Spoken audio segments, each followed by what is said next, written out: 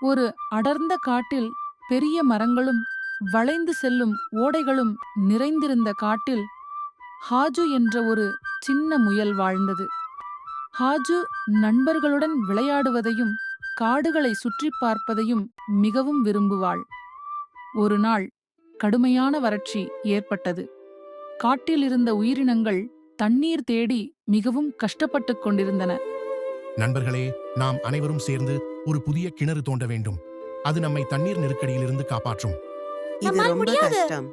நான் உதவி செய்வேன். நீ ஒரு சின்ன முயல், உன்னால் என்ன செய்ய முடியும்? ஹாஜு விடாமுயற்சியுடன் தொடர்ந்து வேலை செய்தாள். கிணறு கொஞ்சம் கொஞ்சமாக உருவாக ஆரம்பித்தது. ஹாஜு சின்ன முயல் என்றாலும் கடினமாக உழைத்து விடாமுயற்சியுடன் செயல்பட்டு மிகப்பெரிய தாக்கத்தை ஏற்படுத்தினாள். செயற்கரிய செய்வார் பெரியர், சிறியர் செயற்கரிய செய்கலாதார்.